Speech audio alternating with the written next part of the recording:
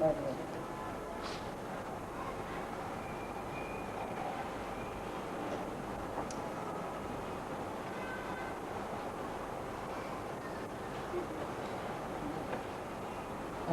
देखो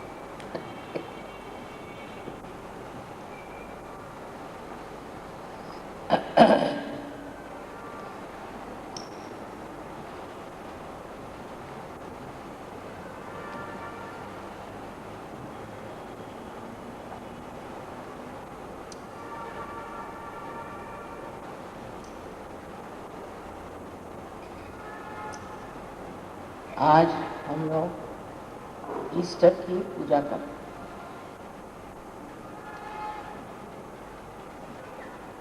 आज सहयोगियों के लिए एक महत्वपूर्ण दिन है, क्योंकि ईसा मसीह ने दिखा दिया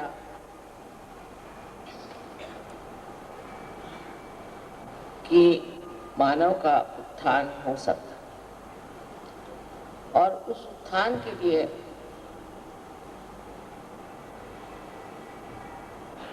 हमें प्रयत्नशील रहना चाहिए।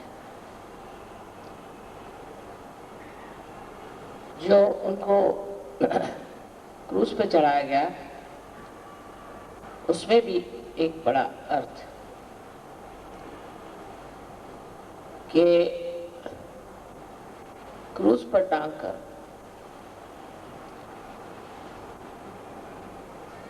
उनकी हत्या की गई और क्रूस आज्ञा चक्र पे एक स्वस्तिक का ही स्वरूप है,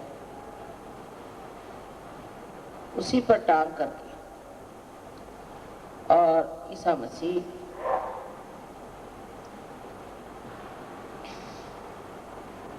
वहीं पे गतप्राण। उस वक्त उन्होंने जो बातें कही उसमें से सबसे महत्वपूर्ण बात ये थी कि उन्होंने कहा कि माँ का इंतजार करो, माँ की ओर नजर करो। उसका अर्थ कोई कुछ भी लिखा है, पर दिखाई देता है कि उन्होंने ये बात कही कि मैं तुम्हारे लिए एक ऐसी शक्ति भेजूंगा जिसके 3 अंगों त्रिगुणात्मक और उसका वर्णन बहुत सुंदरता से किया है कि एक शक्ति होगी वो आपको आराम देगी। आराम देने वाली शक्ति हमारे अंदर जो है वो है महाकाली की शक्ति, जिससे हमें आराम मिलता है, जिससे हमारी बीमारियां ठीक होती, जिससे अनेक प्रश्न जो हमारे भूतकाल के हैं वो सही हो जाती है। दूसरी शक्ति उन्होंने दी थी, जो भेजी उन्होंने, वो थी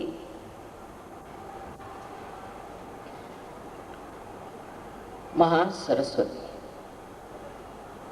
सो महासरस्वती को उन्होंने काउंसिलर कहा, माने जो आपको समझाएगी, उपदेश करेगी, जैसा वर्णन ने योग निरूपण कराएगी। ये दूसरी शक्ति से जिससे हम ज्ञान, सूक्ष्म ज्ञान को प्राप्त हो। और तीसरी शक्ति महालक्ष्मी की, जिससे कि हम अपने उत्थान को प्राप्त होंगे, रिडम्पशन। इस प्रकार 3 शक्तियों की उन्होंने बात की थी। और बुद्ध ने भी कहा था कि मैं तुम्हें मात्रया भेजूं, माने तीन तरह की माँ, तीन तरह की माता या माताएं एकत्रित आई, मात्रया। लोगों को समझा मात्रया क्या होता है, मैत्रया करती। ये जो मात्रया थी, ये एक साथ आदिशक्ति नहीं हो सकती। और आदिशक्ति को उन्होंने कहा तो जरूर होगा कि प्राइमोर्डियल मदर, लेकिन जिन्होंने बाइबल को ठीक किया उन्होंने उसको होली घोस्ट बना दिया और उसके जगह कबूतर बना दिया। क्योंकि जिन्होंने बाइबल को ठीक किया उनको स्त्री जाति से बहुत नफरत थी और वो विश्वास ही नहीं कर सकती कि कोई स्त्री भी कोई ऐसा ऊंचा कार्य कर सकती थी। उस नफरत के कारण उन्होंने उसका रूप अजीब सा बना दिया, होली घोस्ट। और दूसरी बात कही कि वो एक कबूतर, कबूतर का मतलब है कि वो एक शांति की दूत हो।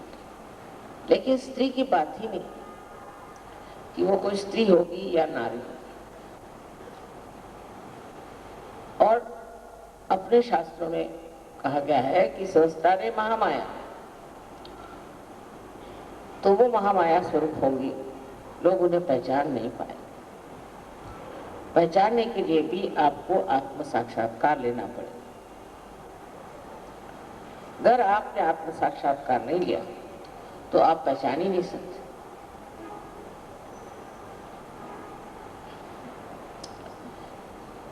अपने जीवनी में उन्होंने जितना खुलकर कह सकते कहा, न जाने उसमें से कितनी बातें इन्होंने बताई और कितनी नहीं बताई और छिपा ली, तो भी कुछ कुछ सत्य उसमें प्रकटित है, उसको वो नहीं बदल सके। सहयोग के लिए ईसा मसीह का आना बहुत जरूरी था। वो स्वयं एक चिर बालक है और ये तो अब सिद्ध हो गया कि वो गणेश का अवतरण है। गणेश का अवतरण संसार में एक ही बार हुआ और वो ईसा मसीह के रूप। इन तीनों का कार्य, जिसे हम कह सकते हैं बुद्ध, महावीर और ईसा मसीह, जिस स्तर पे हुआ वो स्तर तपस्या का। और इसलिए मूर्धा में, यहाँ पर विराट के मूर्धा में इन्होंने कार्य किया और तीनों कार्य में तपस्या का वर्णन कि मनुष्य को तपस्या करनी चाहिए और तपस्या करके ही वो आज्ञा चक्र को भेद सकता है और बाहर जा सकता है।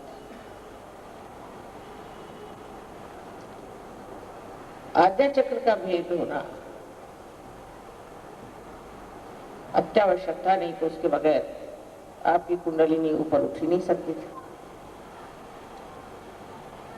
आज्ञा चक्र का भेद ईसा मसीह के उत्थान से, रिजरेक्शन से हुआ। पहले उनकी मृत्यु हुई और उसके बाद उनका उत्थान हुआ।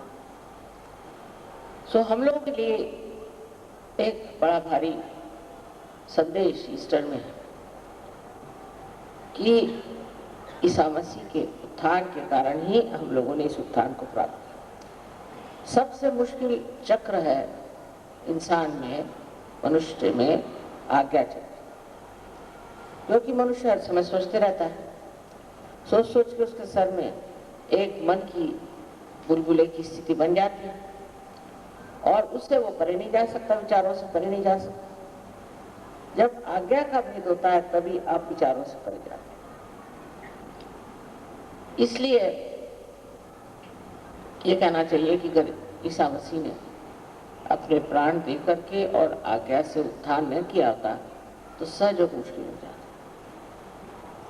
कार्य तो सभी अवतरणों ने किया अपने अपने स्थान पे, अपनी अपनी जगह, अपने अपने समय पर, लेकिन जो कार्य ईसा मसीह के उत्थान से हुआ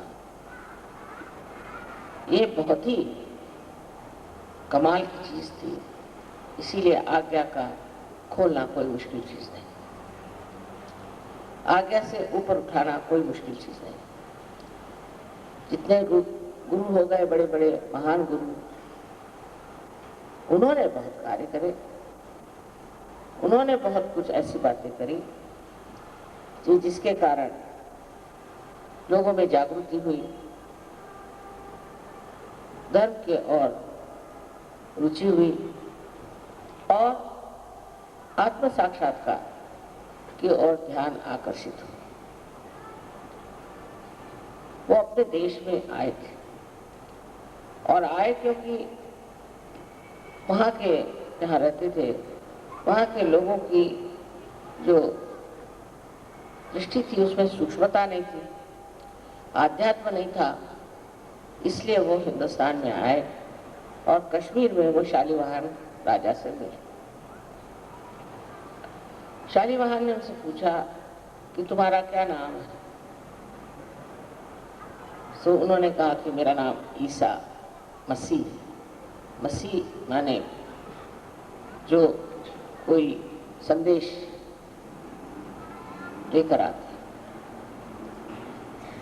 और मैं उस देश से आ रहा हूं जहां सब म्लेच्छ है। म्लेच्छ माने जिनको मल की इच्छा।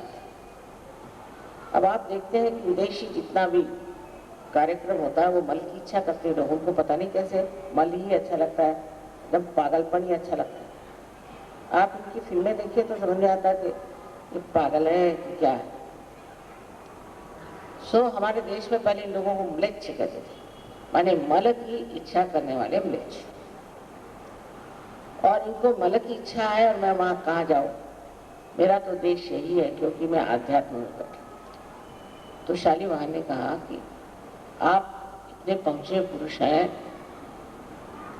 तो आप वापस और अपने ही देश में एक शब्द उन्होंने कहा कि निर्मल तत्वम, प्रिंसिपल ऑफ प्यूरिटी, वो लोगों को सिखाओ। बहुत जरूरी, अगर आपने निर्मल तत्व वहां बना दिया तो लोग जो है म्लेच्छ पना से छुटकारा पा। वो गए वापस, सिर्फ किसी तरह से 3.5 साल रहे और फिर उनको पकड़ के क्रॉस पर चढ़ाया। वो उनको विदित था, वो जानते थे कि ये करना जरूरी है, लेकिन जिस शान से उन्होंने अपने प्राण त्यागे, एक अद्भुत व्यक्तित्व था, ये जाहिर होता। और इतने थोड़े से साल में 3.5 साल उन्होंने अपनी जीवनी में जो कार्य किए हैं वो बहुत महान है। ये जरूर है कि वो किसी को आत्म साक्षात्कार दे नहीं पाए, क्योंकि उस वक्त ऐसे सत्य को खोजने वाले नहीं थे जैसे आप लोग। मेरे नसीब अच्छे हैं और इसलिए ये कार्य जो हुआ वो आत्म साक्षात्कार के पहले का कार्य हुआ। माने ये कि लोगों ने जाना कि इस मनुष्य जीवन से परे भी कोई और जीवन है। उन्होंने उसमें कहा कि तुम्हें फिर से जन्म लेना, खुद भी उनका उत्थान फिर से जन्म लेगी। और अपने यहाँ भी कहते हैं कि दूसरा जन्म जैसे एक अंडे से पक्षी निकलता है, उसी प्रकार जब होता है तभी उसे द्विज कहना चाहिए, जिसका दूसरे बार। और जब उसका परिवर्तन हो जाता है पूरी तरह से और वो उसमें पूर्णतया शक्ति आ जाती है, तो वो संसार में कहीं भी उड़ के चला जाए, उसके पास सारी संचार शक्ति आ जाती। आपको तो मालूम है कि साइबेरिया से पक्षी उड़ करके किस तरह से हिंदुस्तान आते, जाड़े में यहाँ आते और गर्मियों में वहां जाते। ना उनके पास कोई रडार है, न एरोप्लेन है, कुछ नहीं। कैसे आते? बराबर उसी जगह आते, जिस तालाब पे पहले आते थे उसी जगह आते। उनके बच्चे भी वहीं आते हैं। एक बार इन्होंने प्रयोग किया, एक्सपेरिमेंट किया कि कुछ बच्चों को छिपा दिया। तो उन्होंने खोज निकाला अपने बच्चों को, लेकिन कुछ बच्चों को खोजा भी नहीं था, वो उड़ के बराबर चले आए सीधे हिंदुस्तान। उनका कोई अगुवा नहीं था, उनको कोई बताने वाला नहीं था, वो आ गए ठीक से। इसे कहते हैं कि परमात्मा ने सारी व्यवस्था सारे संसार में इतनी सुंदर कर दी। वो किस लिए कि हम अपने रेजरेक्शन को प्राप्त करें।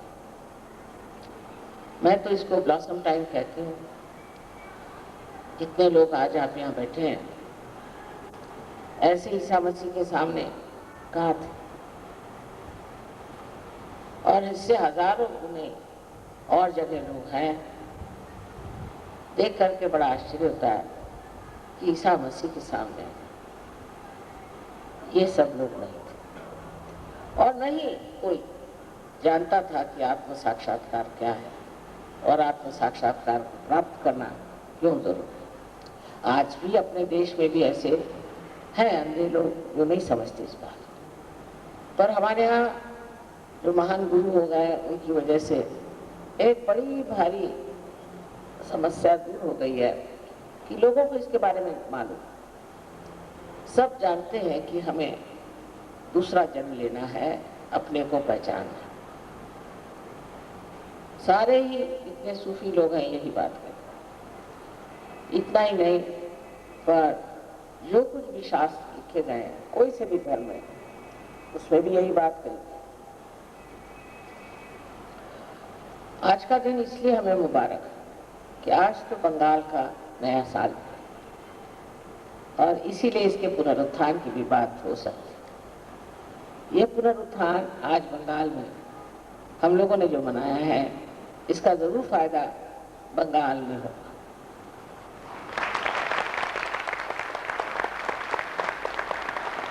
यहाँ की संस्कृति और यहाँ की कला, बंगाल देश के महान देश प्रेमी त्यागी लोग, जिन्होंने सारे देश में सबको एक बड़े ऊंचे स्तर पे पहुंचाया था, आज वही कहां से कहां बह के चले जा रहे हैं। विदेशी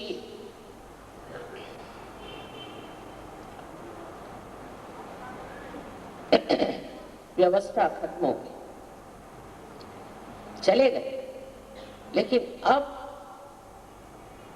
कहीं अधिक हम लोगों ने विदेशी संस्कृति को लेना स्वीकार किया, और उसको लेकर के हम ये भी नहीं सोचते कि वो लोग कहाँ पहुंचे हुए। हम लोग ये जानते नहीं कि इन लोगों की क्या दशा, ये कहाँ पहुंचे हुए, इन्होंने क्या पाया हुआ है।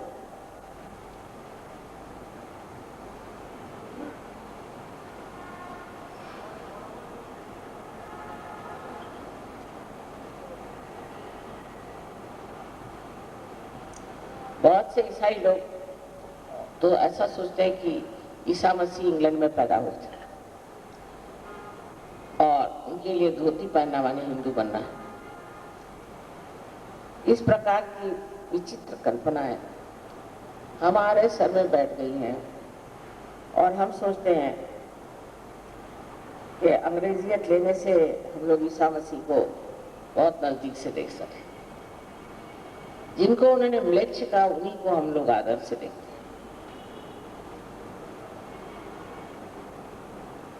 वो लोग अब समझ रहे हैं कि हमारी संस्कृति, हमारी विचारधाराएं, हमारे धर्म की और दृष्टि अत्यंत सूक्ष्म और शुद्ध, और यहाँ के लोग बहुत जल्दी सहयोग को प्राप्त कर सकते हैं। तो आपने देख लिया, लेकिन सहयोग को चाहिए कि आपस में पूर्णतया मेल मुलाकात, और ये जो उत्थान का संदेश है वो हर जगह पहुंचा, क्योंकि आज आपका देश जिस दशा में है उसकी दशा परिवर्तन के सिवाय ठीक हो ही नहीं सकती, आध्यात्म के सिवाय ठीक हो नहीं सकती है। आप कुछ भी करिए, आकाश में टेबल लगाने से हो नहीं सकता। इसी प्रकार कोशिश ये करनी चाहिए कि एक एक आदमी को सोचना चाहिए कि हम कितने लोगों को सहयोग के बारे में बताते हैं और हम कितने लोगों को सहयोग देते हैं। ईसा मसीह बिल्कुल अकेले थे, उनके साथ कोई भी नहीं था और सिर्फ 12 उनके शिष्य थे। उसमें से भी कुछ आधे अधूरे, कोई ऐसे वैसे थे। उस पर भी उन्होंने बड़ी मेहनत करी और एक बड़ा भारी संदेश अपने उत्थान से, पुनरुज्जीवन से देते। पर वो जो संदेश बाह्यता हमें दिखाई देता है वो वास्तविकता हमारे आज्ञा पर काम करता है और आज्ञा पर काम करके ही हम लोगों ने वो स्थिति को प्राप्त किया है जहां हम ब्रह्मरंध्र तक छेद पाए। उन्होंने हमेशा क्षमा की बात की, बुद्ध ने हमेशा करुणा की बात की, उन्होंने हमेशा क्षमा की बात की कि आप सबको क्षमा करें। वो खुद क्रूस पे चढ़ के कहते थे, प्रभु इन सबको माफ करो, ये जानते नहीं ये लोग क्या करें, इसलिए इनको माफ कर दो, अंधे हैं। ऐसी दशा में जबकि लोगों ने उनको कीले से ठोका था और सर में कांटों का मुकुट चढ़ाया था, उस वक्त भी उन्होंने कितने प्यार से ये बात कही कि प्रभु इनको सबको माफ करो, क्योंकि ये जानते नहीं ये क्या करें। ये आज्ञा चक्र की कमाल, इसीलिए आज्ञा चक्र पे मैं हमेशा कहती हूँ कि आप लोग सबको माफ करो, एकदम माफ करो। आधे विचार तो हमारे अंदर यही चलते हैं कि इसने हमें सताया, उसने हमें सताया, इसने हमें परेशान किया, उसने हमें परेशान किया, उसको मैं कैसे ठीक करूं। ये सब कर हम परम चैतन्य को समर्पित कर दें तो वो इसका इलाज कर दें। मैं खुद आपसे बताती हूँ, बहुत डरती हूँ। कोई गड़बड़ काम करते हैं सहयोग में तो मुझे घबराहट हो जाती है कि अब देखो इनकी आई शामत, क्योंकि इधर ईसा मसीह बैठे हैं, उधर गणेश जी बैठे हैं और हनुमान और भैरवनाथ, इन चार के चक्कर से छूट नहीं पाए। कोई जरा सी गड़बड़ करता है, पैसे में गड़बड़ करे, काम में गड़बड़ करे, तो मैं बस संभालती रहती हूँ उसको, बाबा इस पर कोई आफत ना जाए। क्योंकि जब आप पवित्र चीज में आ गए, देखिए यहाँ एक सफेद चादर, इस सफेद चादर में कोई भी दाग पड़ जाए तो फौरन दिखाई देगा। इसी प्रकार आपको एकदम निर्मल कर दे और आपके अंदर अगर कोई दाग दिखाई तो वो फौरन पकड़ लेंगे और आपको ठीक करने के लिए न जाने कि आपको सजा दें। ये बड़ी मुश्किल है। हालांकि अपने समय तो उन्होंने अपने प्राण दे दिए, लेकिन हमारे बारे में उन्होंने ये कहा है कि हमारे लिए चाहे आप जो भी करें, लेकिन आदिशक्ति के बारे में अगर कुछ करिएगा तो मुझसे बुरा नहीं हो। और मैं देख रही हूँ करते बहुत गड़बड़ है, वो नहीं सहन कर सकते। अगर आपने मुझे माँ माना है तो मैं उसका मान रखूं, और जब लोग सताते भी हैं तो मैं कहती हूँ उन्होंने एक बार मुझे माँ कहा, कोई हर्ज नहीं। लेकिन ये लोग नहीं इसको समझते। इसलिए आज याद रखना चाहिए कि हमारा जो उत्थान हुआ है, अर्थात या आपकी पूर्व जन्म की बहुत बड़ी साधना, पूर्व जन्म की बहुत बड़ी मेहनत, श्रद्धा उसे के फलस्वरूप ही हो, तो भी इस जन्म में जब आपको ये विशेष आशीर्वाद मिला हुआ है, बहुत ही अप्रतिम, जो कि लोग सोचते कभी हो ही नहीं सकता, ये जो आपने प्राप्त किया है, इसमें आपको एक ख्याल रखना चाहिए कि आप कोई गलत काम न करें, कोई सा भी गलत काम न करें, क्योंकि वो गलत काम करने से आपकी जो निर्मलता है वो एकदम पकड़ में आ जाए। मैं आपको डरा नहीं रही हूं, पर वास्तविकता बता रही कि जो भी करो वो अत्यंत प्रेम से उसका आनंद उठाते हुए। हो सकता है कि आपको कोई परेशान करे, कोई बात, कितनी देर परेशान करेगा, जिसने परेशान किया उसका ठिकाना हो जाता है। इसलिए आप किसी भी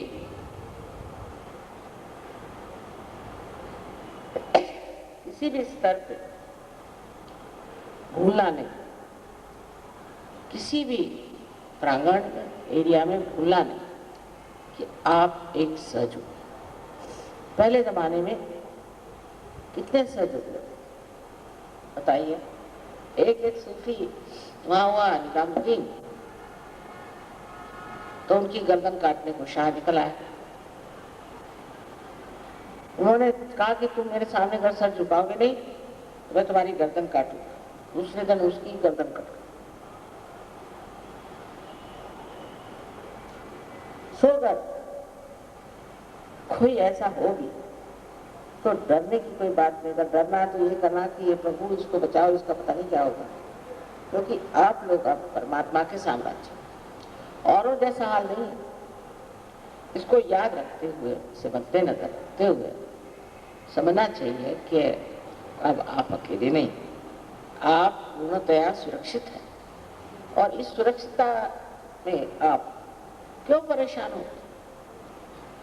ईसा मसीह क्रूस पे भी जब परेशान नहीं हुए तो ऐसा कौन आप पे बवाल आया हुआ है? बहुत से लोग आते, माँ हमें एक प्रॉब्लम आया, हमें ये प्रॉब्लम आया। इसका मतलब आप सहयोगी नहीं है।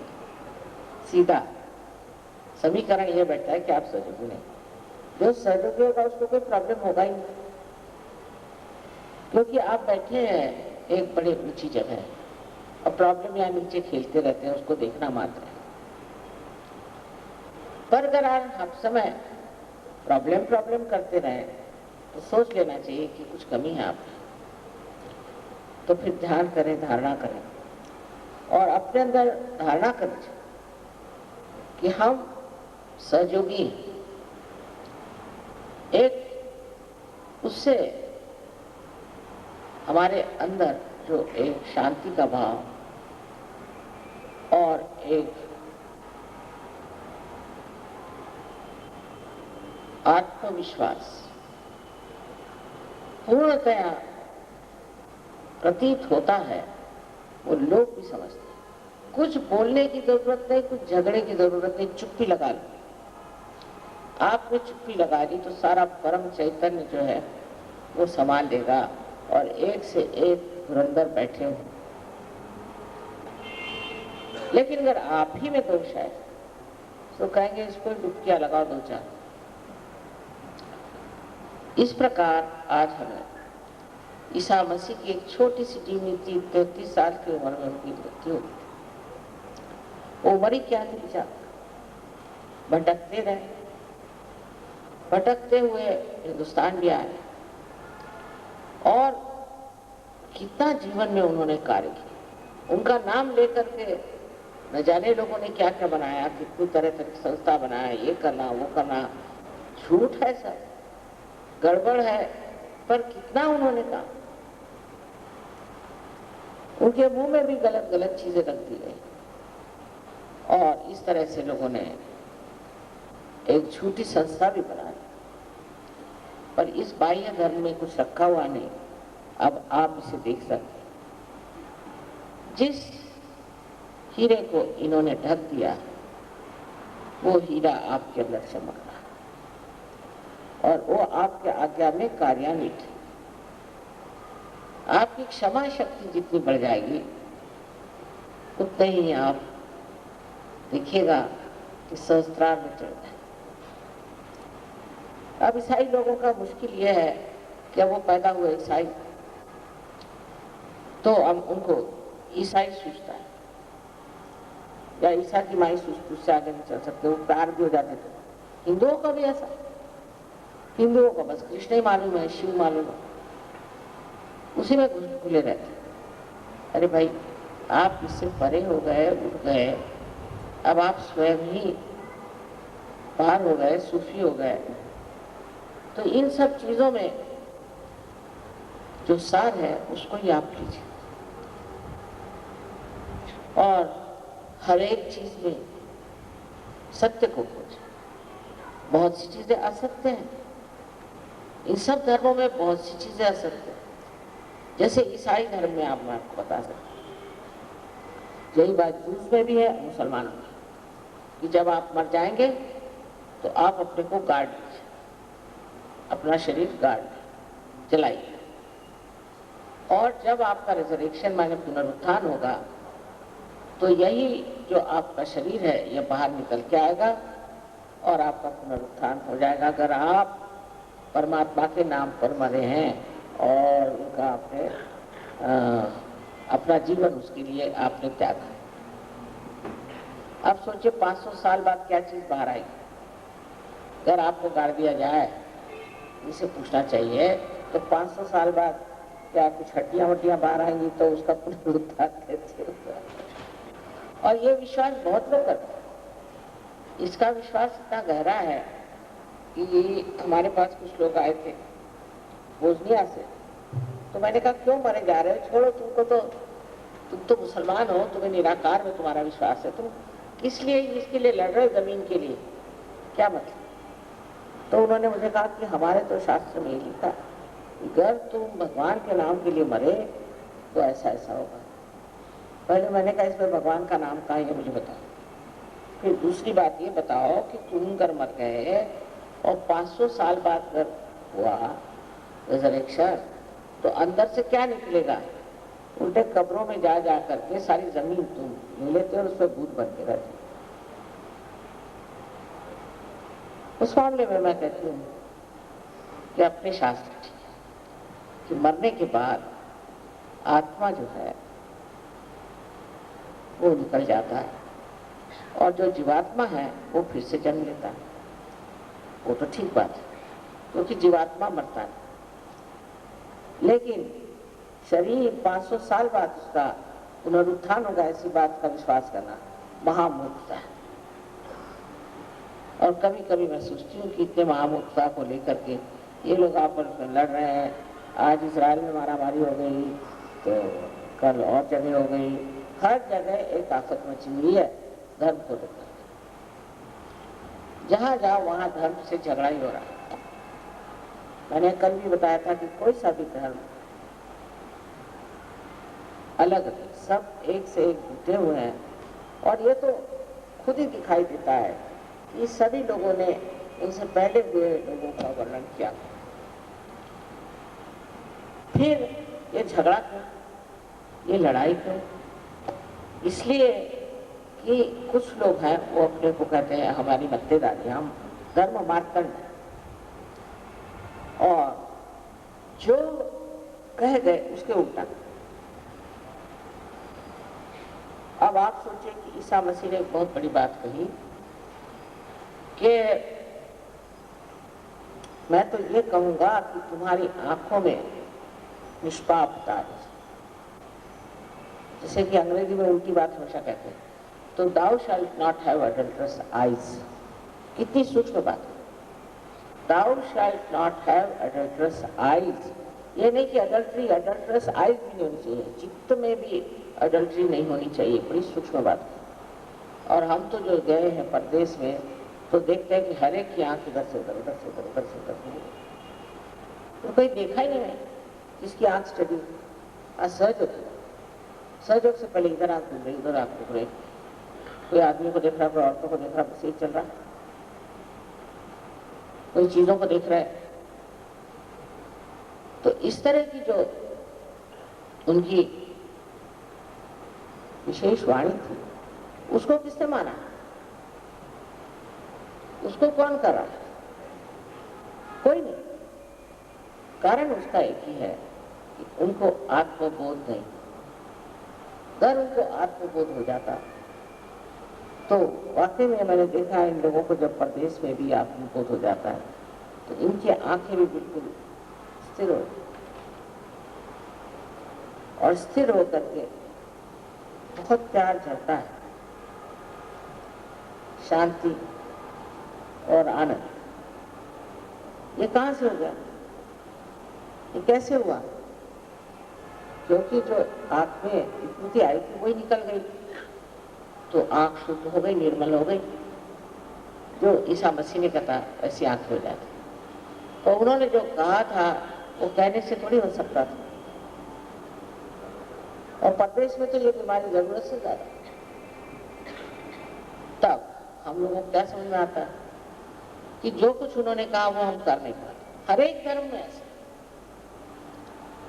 कोई सा भी ऐसा धर्म नहीं है जिसमें लोग कहते कुछ है और करते कुछ। कारण वो समर्थ नहीं, माने जो है उसका अर्थ नहीं होगा सम अर्थ।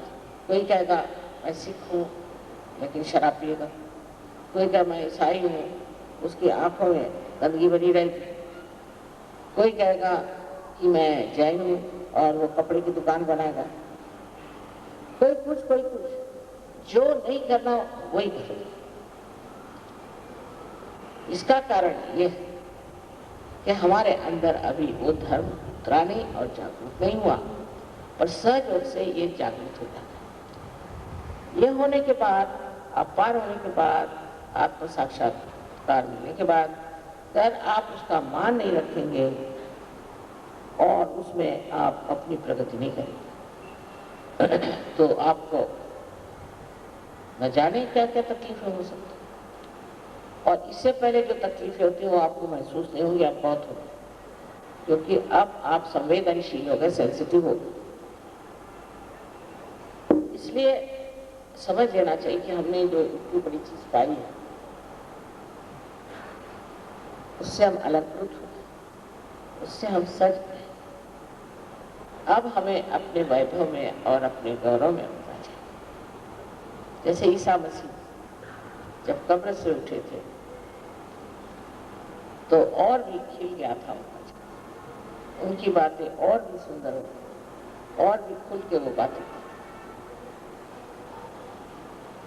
इसी प्रकार हमारे लिए एक वो बहुत बड़े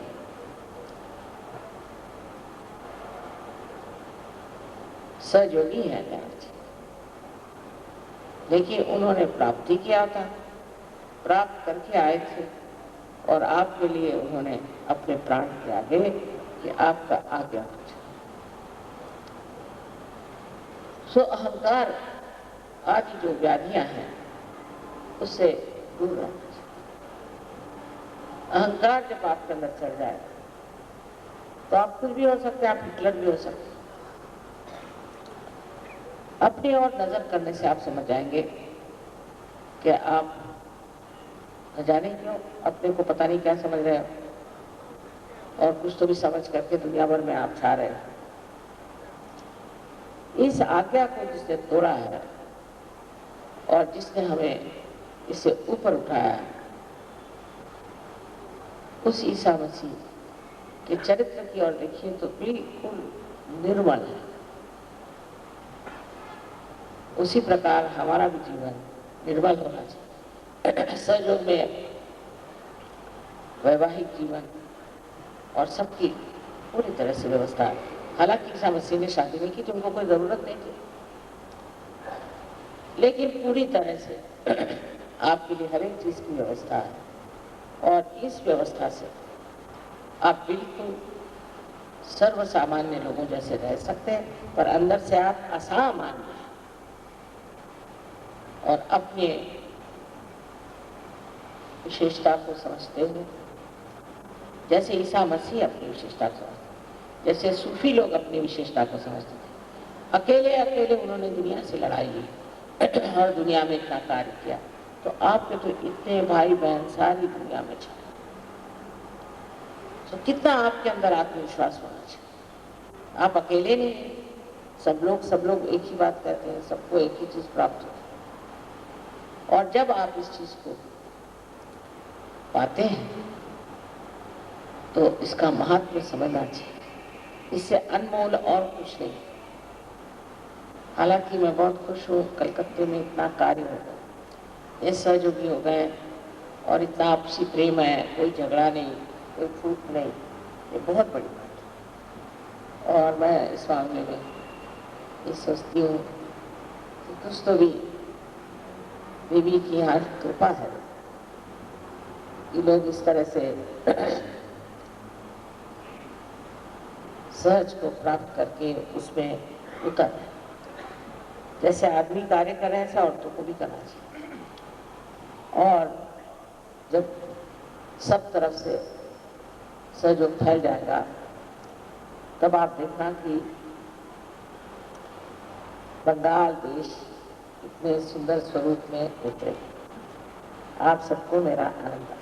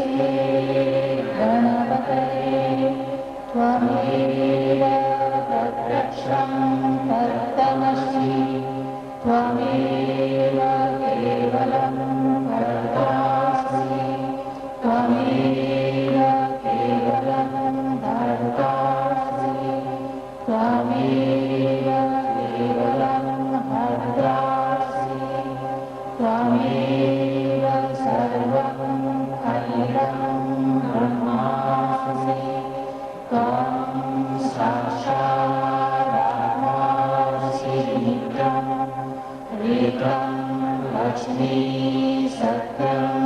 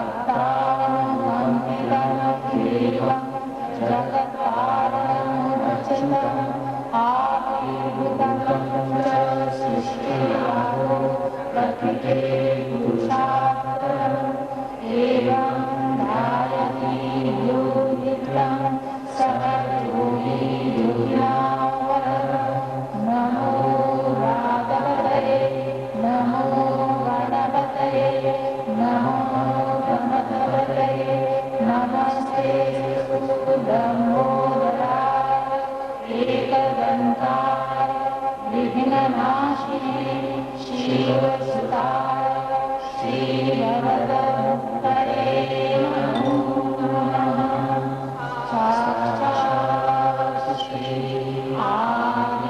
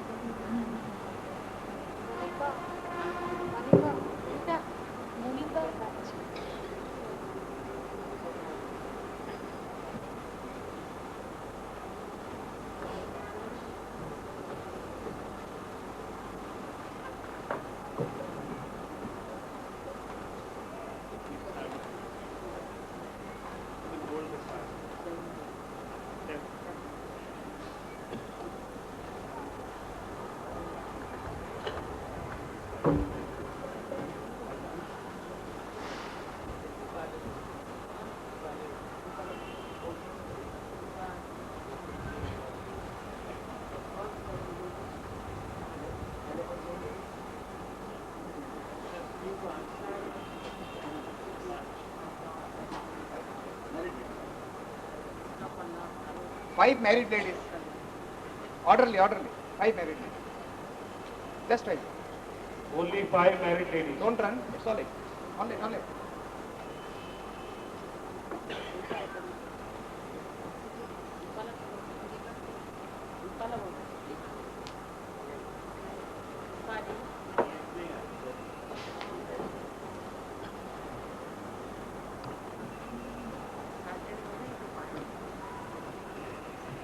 और एक खाली होगा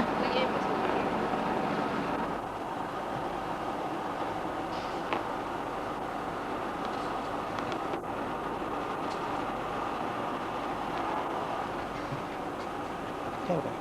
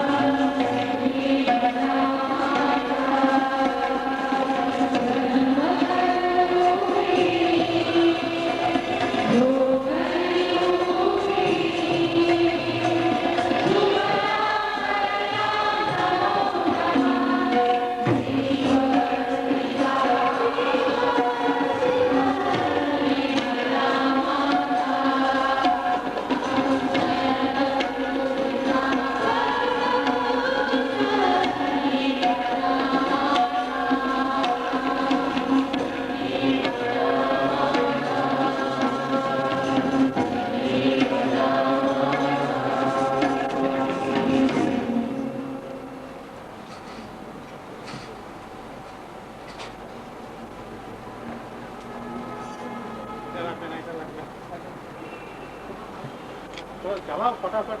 All the leaders should come and stand for the army. All the leaders. All the leaders should come. Some Western leaders are there.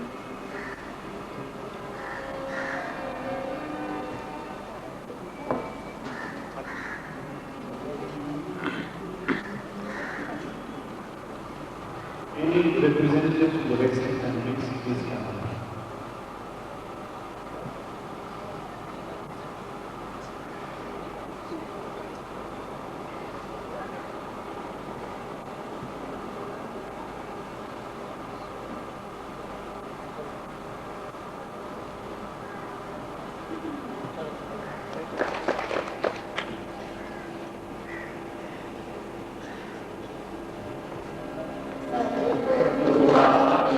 Namo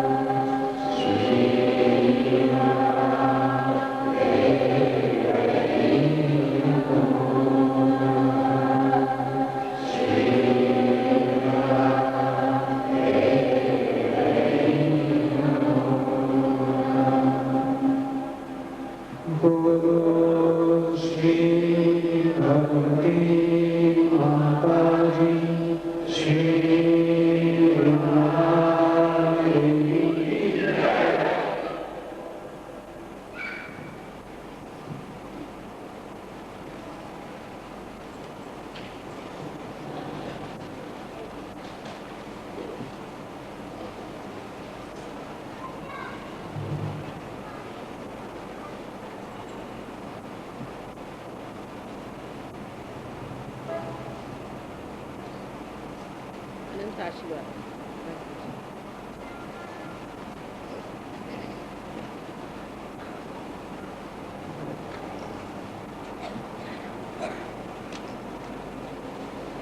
Mataji, an international gift from all her children all over the world.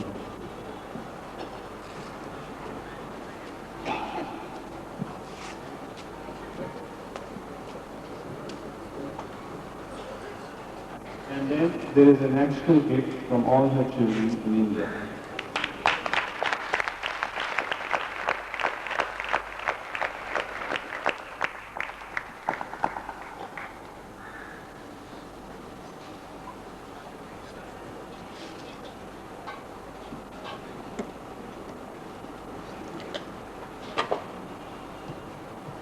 National gift. National gift.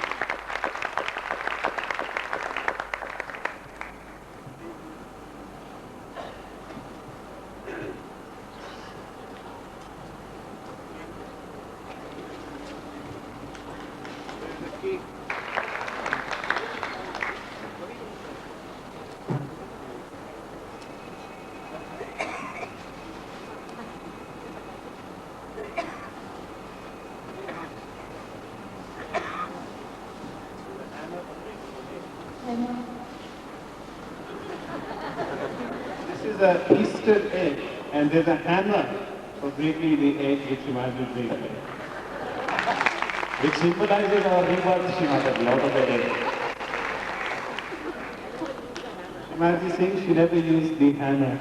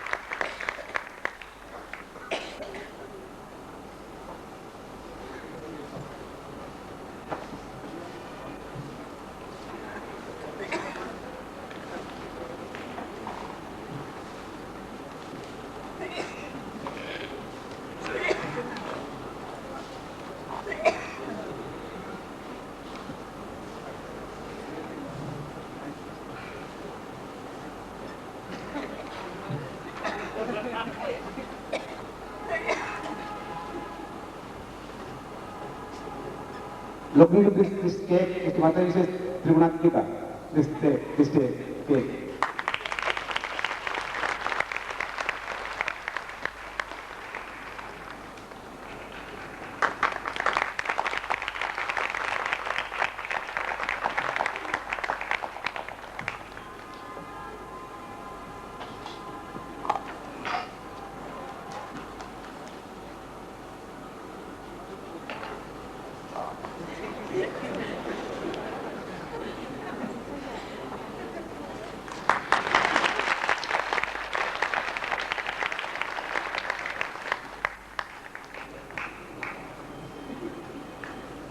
Some international gifts have come from all over the world. The first one is from Thailand.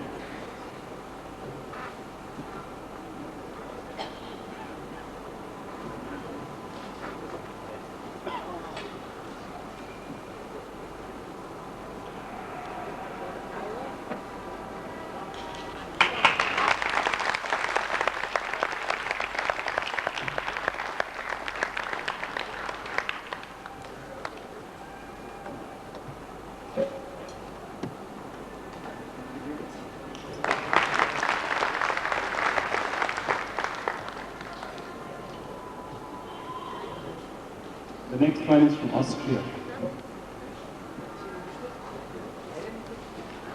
Thailand newspaper.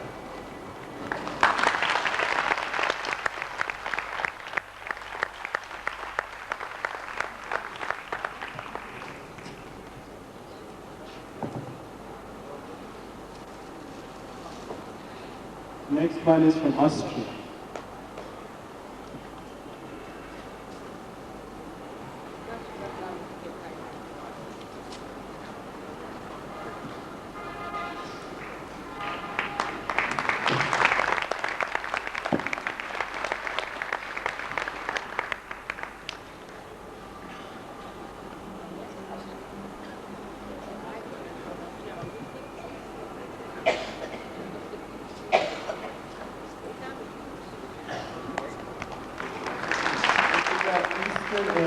Made of silver.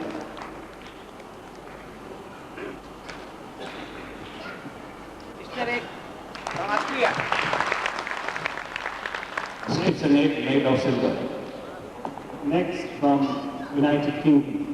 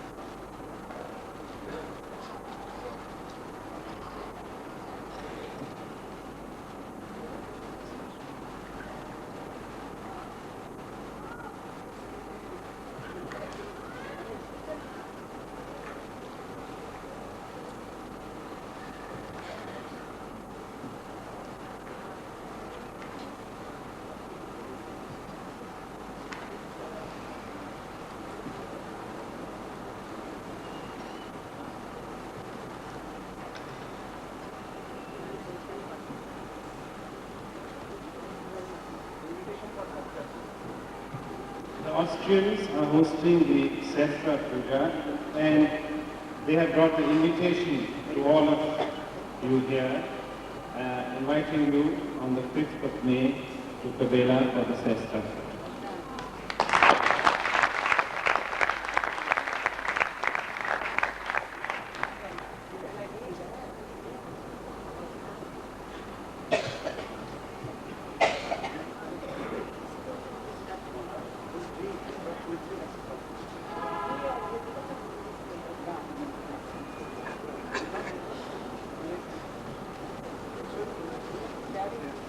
England. From the UK. These are Charles from Australia.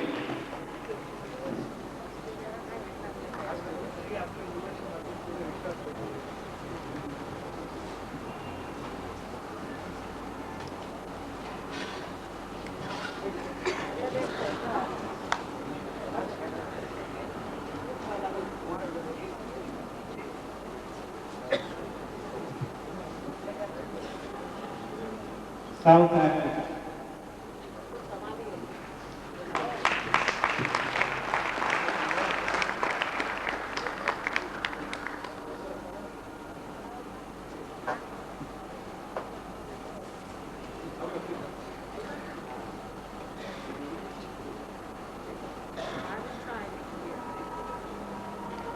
Next, New Zealand.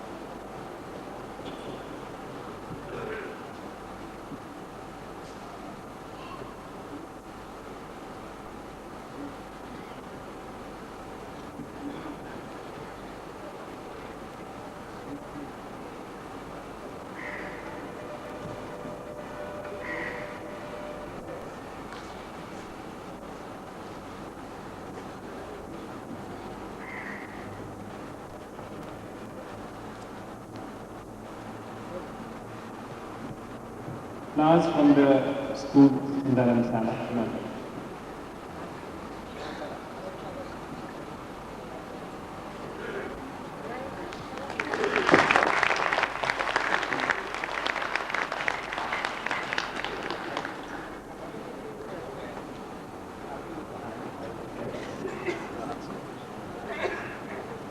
This is a gift from all your children in Calcutta. And it's a laughing Buddha.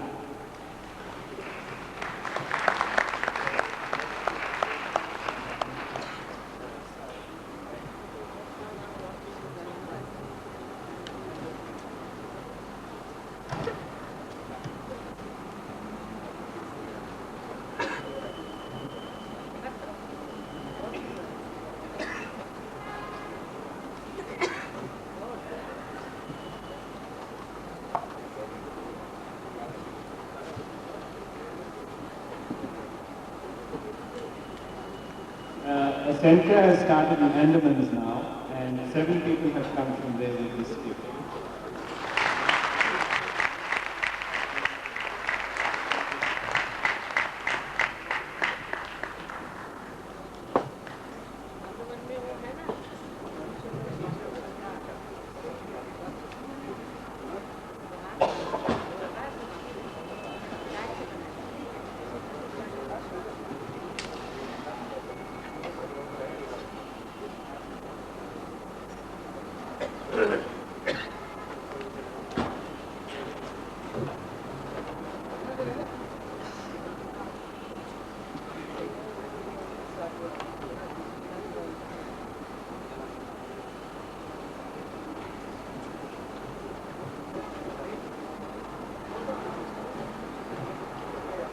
A new center has started in Siliguri, and they brought a photograph of all the yogis there.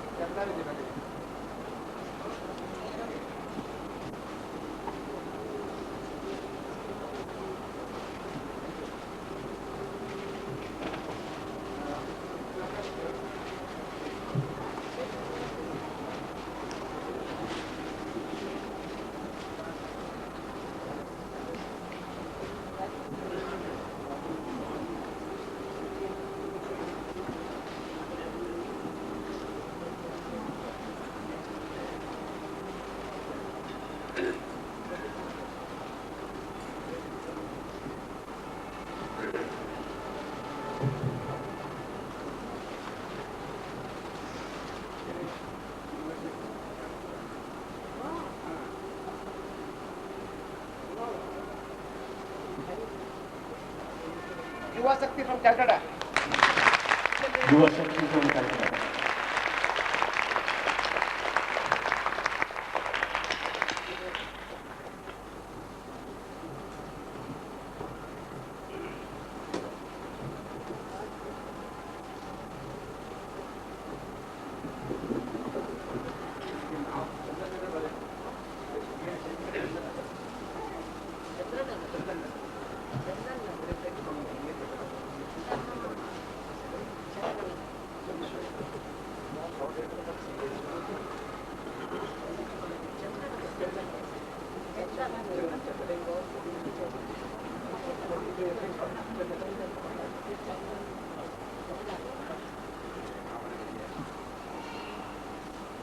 Chandan Nagar, Sub-Center, Calcutta.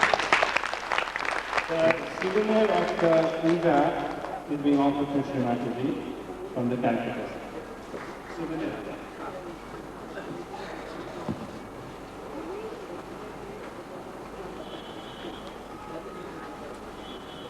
He is our souvenir chairman. हमें बताने किया है.